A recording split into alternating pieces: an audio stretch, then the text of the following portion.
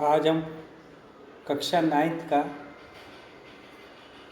Lesson number 2 पढ़ेंगे। Lesson का नाम है क्या हमारे आसपास के पदार्थ शुद्ध हैं।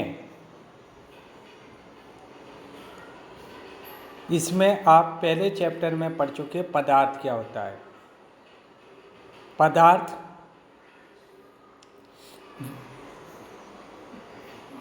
जो वस्तु स्थान लेती है, जिसमें भार होता है, वो पदार्थ कहलाता है।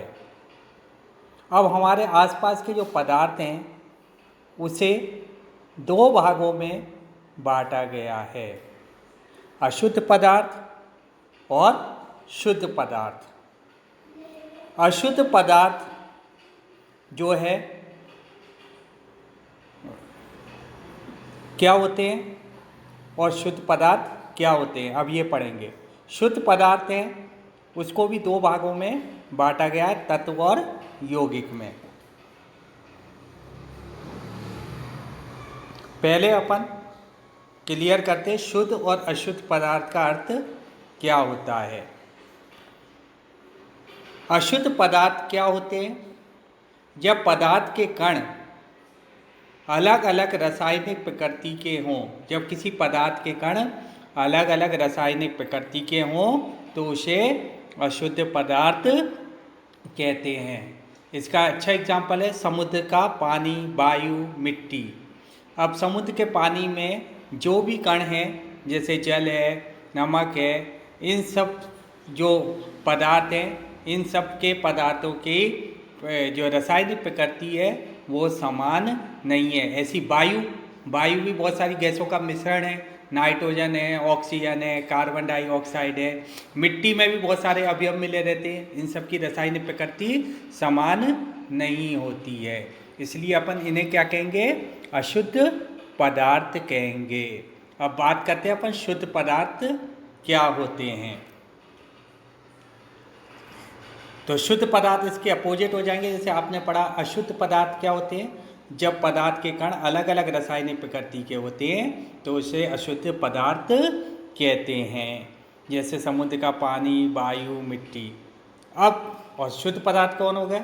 जब पदार्थ के सभी कण समान रासायनिक प्रकृति के हों तो उसे शुद्ध पदार्थ कहते हैं, जैसे लोहा है, जल है, तांबा है इत्यादि।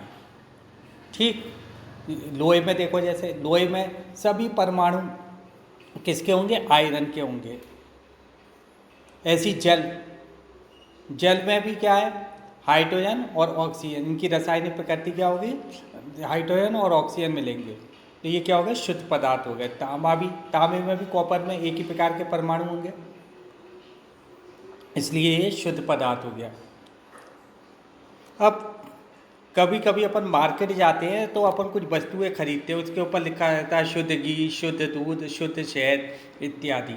इससे अपन कंफ्यूज हो जाते हैं, पर विज्ञान की दृष्टि से ये शुद्ध नहीं है। जैसे दूध का उदाहरण ले लें, दूध में शुद्ध दूध लिखा हुआ है। शुद्ध दूध का मतलब यहाँ पे जनरली भाषा में अपने लिए शुद्ध है, पर विज्ञान की भाषा में शुद्ध नहीं है। क्यों? क्योंकि उसमें कार्बोहाइड्रेट भी है, उसमें जल भी है, उसमें वसा भी है। तो जितने भी जो कण हैं इन सब की रासायनिक प्रकृति क्या है? समान नहीं है। इन सब की प्रकृति क्या है? भिन्न भिन्न है। तो ये पदार्थ क्या हो गए? लिखा तो इनके आगे शुद्ध है पर अशुद्ध कहलाएंगे। तो ये शुद्ध घी, शुद्ध दूध, शुद्ध शहद विज्ञान की भाषा से में दृष्टि से ये शुद्ध नहीं है। इसमें जो शुद्ध शब्द लिखा होता है इसका मतलब ये होता है इसमें किसी प्रकार की मिलावट नहीं है। पर विज्ञान की भाषा में जैसे दूध है, शुद्ध नहीं है क्योंकि जल, वसा, प्रोटीन आदि का मिश्रण है। तो जब एक वैज्ञानिक किसी पदार्थ को शुद्ध कहता है तो इसका तात्पर्य यह है कि उस पदार्थ के मौजूद सभी कण समान रासायनिक प्रकृति के हों। एक शुद्ध पदार्थ एक ही प्रकार के कणों से मिलकर बना होता है। अब अपन आगे बढ़ते हैं। मिश्रण। जब मिश्रण होता क्या है? मिश्रण एक या एक से अधिक या दो से अधिक शुद्ध पदार्थ किसी भी अनुपात में मिले हों तो उसे मिश्रण कहते हैं। जब दो या दो से अधिक शुद्ध पदार्थ किसी भी अनुपात में मिले हों तो उसे मिश्रण कहते हैं। जैसे जल और नमक का घोल या वायु में गैसों का मिश्रण।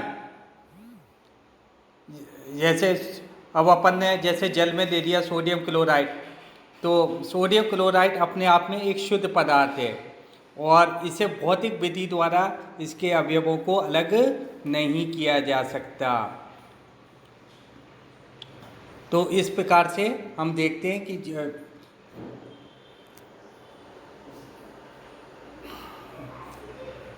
तो मिश्रण की क्या परिभाषा हो गई?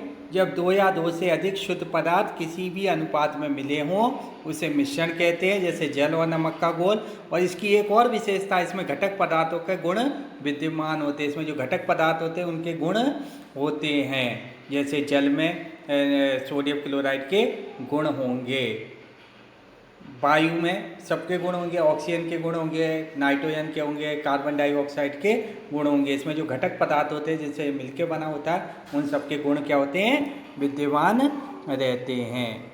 अब आगे बढ़ते हैं अपन मिश्रण के प्रकार। तो मिश्रण को दो भागों में बांटा गया है, समांगी मिश्रण और विषमांगी मिश्रण। समांगी क्या होते हैं और विषमांगी क्या होते हैं? अब देखते हैं। ऐसे आपको अर्थ से ही पता लग रहा है कि अवयवों की प्रकृति अलग अलग होती है और ये विभिन्न प्रकार के मिश्रणों का निर्माण करते हैं। तो मिश्रण को अपन दो भागों में बांट सकते हैं, समांगी मिश्रण और विषमांगी मिश्रण। तो पहले अपन पढ़ने जा रहे हैं समांगी मिश्रण क्या होता है। ऐसा मिश्रण जिसमें दो या दो से अधिक अवयव उपस्थित हों परंतु उन्हें अलग अलग नहीं देखा जा सके, उन्हें समांगी मिश्रण कहते हैं। ऐसा मिश्रण जिसमें दो या दो से अधिक अवयव उपस्थित हों, अवयव मतलब घटक, परंतु उन्हें अलग अलग नहीं देखा जा सके, समांगी मिश्रण। उदाहरण के लिए नमक और पानी का मिश्रण, ये समांगी मिश्रण है। इसमें नमक को अलग नहीं देख सकते और जल को अलग नहीं देख सकते। ये कैसा मिश्रण है? समांगी मिश्रण है। ऐसी मिश्र धातुएं दो या दो से अधिक जो धातुएं होती है निश्चित अनुपात में मिला के बनाई जाती है। इसमें अपन को अलग अलग धातु अलग अलग रूप में नहीं दिखाई देगी। तो समांगी मिश्रण वह होता है जिसमें दो या दो से अधिक अवयव उपस्थित हों परंतु उन्हें अलग अलग देखा नहीं जा सके, तो समांगी मिश्रण कहलाता है। अब बात करते हैं अपन विषमांगी मिश्रण की। विषमांगी मिश्रण क्या होता है? ऐसा मिश्रण जिसमें दो या दो से अधिक अवयव उपस्थित हों परंतु उन्हें अलग अलग देखा जा सके, विषमांगी मिश्रण कहलाता है। ऐसा मिश्रण जिसमें दो या दो से अधिक अवयव उपस्थित हो परंतु उन्हें अलग अलग देखा जा सके, विषमांगी। इसका बहुत अच्छा उदाहरण है तेल और पानी का मिश्रण।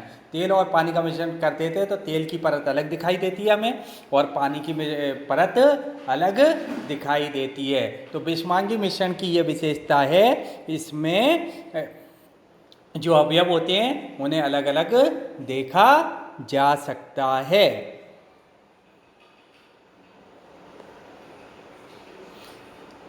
अब अपन आगे बढ़ते हैं। नेक्स्ट टॉपिक आ रहा है विलयन क्या है। विलयन सॉल्यूशन जिसे अंग्रेजी में कहते हैं। विलयन दो या दो से अधिक पदार्थों का समांगी मिश्रण है। समांगी मिश्रण आप समझ गए थे जिसमें घटक अवयवों को अलग अलग देखा नहीं जा सकता। विलयन के कणों में समांगिकता होती है यानी सबके गुण समान होते हैं। विलयन दो या दो से अधिक पदार्थों का समांगी मिश्रण है। जैसे आपने बहुत सारे उदाहरण देखे, नींबू जल, सोडा जल विलयन के उदाहरण हैं। इसमें जो पदार्थ के रूप में अपन विचार करें तो विलयन जो भी हो सकता है, ठोस, द्रव या गैस। तो ठोस में मिश्र धातु हो गए, गैसीय में वायु हो गई, ये सब विलयन के उदाहरण हैं। तो नींबू का जो जल है इसका स्वाद क्या रहता है? सदैव समान रहता है, यानी इसमें क्या होती है? समांगिकता होती है, जो ये दर्शाता है कि विलयन में चीनी और नमक के कण समान रूप से वितरित हैं। अब बात उठती है बिलियन के दो भाग होते हैं, बिलियन के दो भाग होते हैं। बिलियन में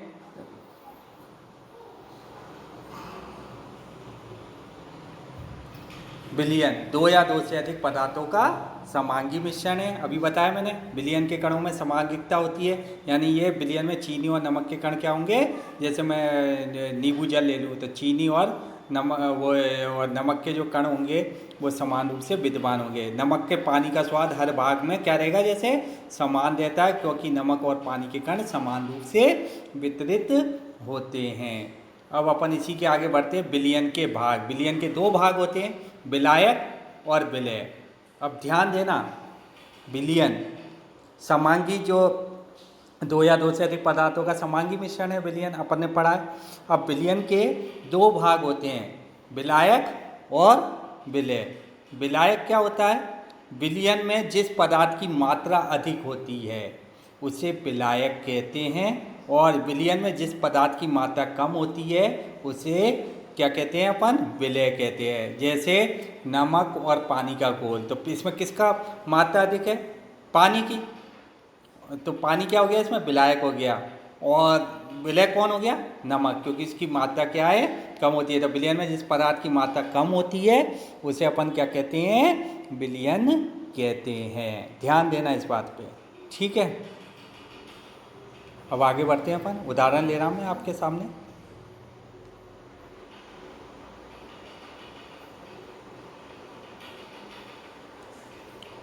चीनी और जल का विलयन। तो चीनी और जल के विलयन में विलायक कौन हो गया, किसकी मात्रा अधिक है, नेचुरली जल की मात्रा अधिक है, तो जल क्या कहलाएगा, विलायक। और इसमें घुला हुआ कौन है, किसकी कम मात्रा है, चीनी की, तो चीनी क्या हो गया, विलय हो गया। ऐसी कोल्ड ड्रिंक्स की बात करें, कोल्ड ड्रिंक्स में विलायक कौन हो गया, जल हो गया, और इसमें कार्बन डाइऑक्साइड गैस होती है, ये क्या हो गई, इसकी मात्रा कम होती है, इसलिए ये CO2 क्या हो गया, इसमें विलय हो गया, ठीक है।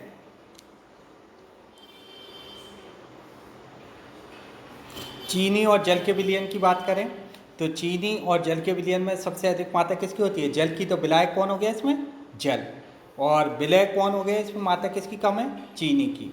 तो इस प्रकार से ये आपके उदाहरण मैंने बताया। अब आगे बढ़ते हैं अपन, विलयन के गुण। आपने अभी परिभाषा में पढ़ा था, दो या दो से अधिक पदार्थों का समांगी मिश्रण क्या कहलाता है, विलयन कहलाता है। तो पहला गुण ये, विलयन एक समांगी मिश्रण है। विलयन एक समांगी मिश्रण है। इसमें कण का व्यास 1 नैनोमीटर यानी 10⁻⁹ मीटर होता है, इसलिए इसे आंखों से नहीं देखा जाता है। इसमें कणों का जो व्यास होता है वो बहुत ही सूक्ष्म होता है, समझ गए। तो इसमें कणों का व्यास क्या होता है, अति सूक्ष्म होता है। और गुण देखें इसके, थर्ड गुण है, इसके कारण विलयन के कण प्रकाश की किरणों को फैलाते नहीं हैं। जब अगर विलयन में से प्रकाश गुजरता है, क्योंकि इसके कणों का आकार क्या होता है, सूक्ष्म होता है, तो ये प्रकाश के कणों को फैला नहीं पाते, इसलिए प्रकाश का मार्ग भी विलयन में हमें दिखाई नहीं देता। तो विलयन के क्या गुण हो गए, विलयन एक समांगी मिश्रण है। इसमें कण का व्यास 1 नैनोमीटर यानी 10⁻⁹ मीटर होता है, इसलिए इसे आंखों से नहीं देखा जा सकता। इसके कण विलयन के कारण बहुत छोटे होते हैं, बहुत अति सूक्ष्म होते हैं, इस कारण विलयन के कण प्रकाश की किरण को नहीं फैलाते और प्रकाश का मार्ग दिखाई नहीं देता है। एक और गुण है चौथा, जो अब आपको पता है इसमें समांगिकता होती है, सभी कण समान रूप से फैले रहते हैं। तो इसमें छानने की विधि द्वारा विलय के कणों को विलयन से अलग नहीं किया जा सकता। छानने की विधि के द्वारा आप नींबू वो नमक और पानी का जो घोल है इसे छानने की विधि के द्वारा अलग नहीं कर सकते। छानने की विधि द्वारा विलय कणों को विलयन में से अलग नहीं किया जा सकता। अब आगे बढ़ते हैं अपन, एक और गुण है, अगर विलयन के कणों को आप शांत छोड़ देते हो तो वह नीचे नहीं बैठते। अतः विलयन क्या होता है, स्थायी होता है, क्योंकि ये समानता होती है, सब जगह इसके कण समान रूप से विद्यमान होते हैं। जब अगर विलयन को आप शांत छोड़ दो, कुछ भी मूवमेंट नहीं करो आप उसको, तब भी वो जो कण हैं, जो अवयव के कण हैं, वो नीचे नहीं बैठेंगे। इसलिए विलयन क्या होता है, स्थायी होता है। अब आ रहा है विलयन, एक परिभाषा आ रही है विलयन की सांद्रता। विलयन की सांद्रता, ये क्या, विलयन की किसी निश्चित मात्रा में घुले हुए विलय पदार्थ की मात्रा को विलयन की सांद्रता कहते हैं। विलयन की किसी निश्चित मात्रा में जो विलय पदार्थ होता है, आपको बताया था जो कम मात्रा में होता है उसे विलय कहते हैं। विलय पदार्थ की मात्रा को विलयन की सांद्रता कहते हैं। और इसको अपन को ज्ञात करने के लिए मैं इसे आगे बताऊंगा विलयन की सांद्रता के बारे में। समझ गया? तो विलयन की सांद्रता क्या होती है, विलयन की किसी निश्चित मात्रा में घुले हुए विलय पदार्थ की मात्रा को, यानी विलयन का आयतन बटा विलय का आयतन बटा विलयन का आयतन इंटू 100। विलयन की किसी निश्चित मात्रा में घुले हुए पदार्थ की मात्रा को विलयन की सांद्रता कहते हैं। अब आ रहा मिश्र धातुएं, ये विलयन का उदाहरण था। मिश्र धातु का सबसे अच्छा उदाहरण है पीतल। पीतल कौन कौन सी धातु को मिला के बनाया जाता है, जस्ता प्लस तांबा। इसमें जस्ते की 30% मात्रा होती है और तांबे की 70% होती है। तो मिश्र धातु की क्या परिभाषा हुई, ऐसे पदार्थ धातुओं के समांगी मिश्रण जिन्हें भौतिक क्रिया द्वारा अवयवों में पृथक नहीं किया जा सकता। दो या दो से अधिक धातुएं जब निश्चित अनुपात में मिलाकर बनाई जाती हैं, जिन्हें भौतिक क्रिया द्वारा इनके अवयवों को अलग नहीं किया जा सकता, ये समांगी मिश्रण होता है, मिश्र धातुएं कहलाती हैं। क्या कहलाती हैं, मिश्र धातुएं कहलाती हैं। तो भौतिक क्रिया द्वारा इनके अवयवों को अलग नहीं किया जा सकता।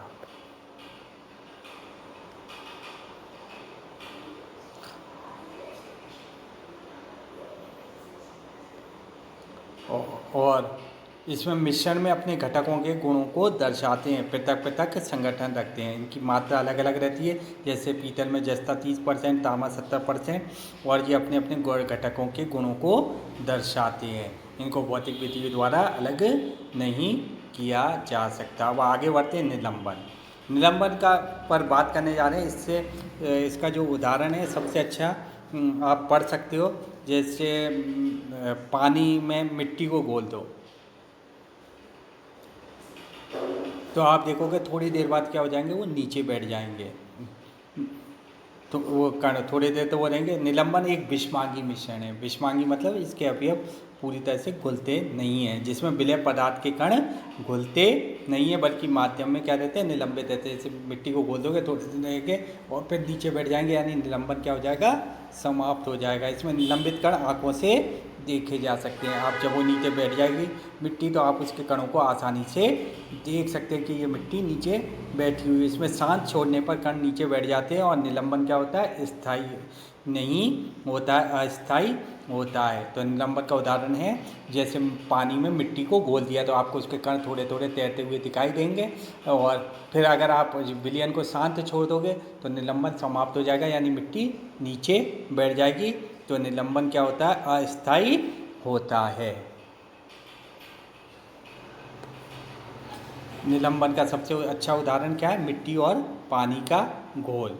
और इसमें एक और बात याद रखना, छानने की विधि द्वारा कणों को के मिश्रण को क्या कर सकते हो, अलग कर सकते हो। वो मिट्टी नीचे बैठ गई और पानी, उसको छान के आप क्या कर सकते हो, अलग कर सकते हो। छानने की विधि द्वारा इसे अलग कर सकते हैं। अब नेक्स्ट टॉपिक आ रहा है कोलाइडी विलयन। ये इन दोनों के बीच की अवस्था है। निलंबन की अपेक्षा इसमें कणों के आकार क्या होते हैं, छोटे छोटे होते हैं।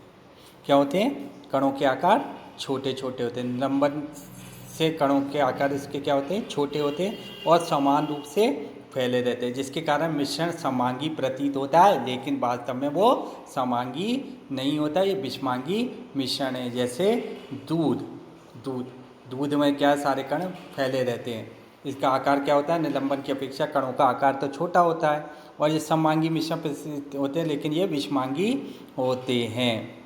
इसमें अलग अलग बैठे रहते हैं। कोलाइडी कणों के जो कण होते हैं, इनका आकार बहुत छोटा होता है, इन्हें आँखों से नहीं देख सकते।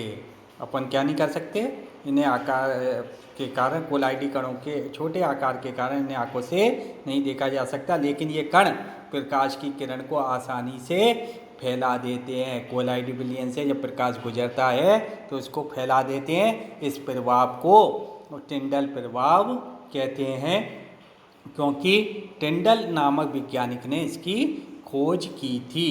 कोलाइडी कणों के छोटे आकार के कारण इसे आंखों से देखा नहीं जा सकता, लेकिन ये जो कण होते हैं वो प्रकाश की किरणों को आसानी से फैला देते हैं। इस प्रकार की किरण का फैलना, प्रकाश की किरण का फैलना टिंडल प्रभाव कहलाता है। ये वैज्ञानिक के नाम पर है, टिंडल नामक वैज्ञानिक ने इसकी खोज की थी। तो आज के लिए अपना इतना ही काफ़ी। अब आगे इसके बाद पढ़ेंगे तत्व और यौगिक के बारे में। ठीक, दैट्स ऑल स्टूडेंट।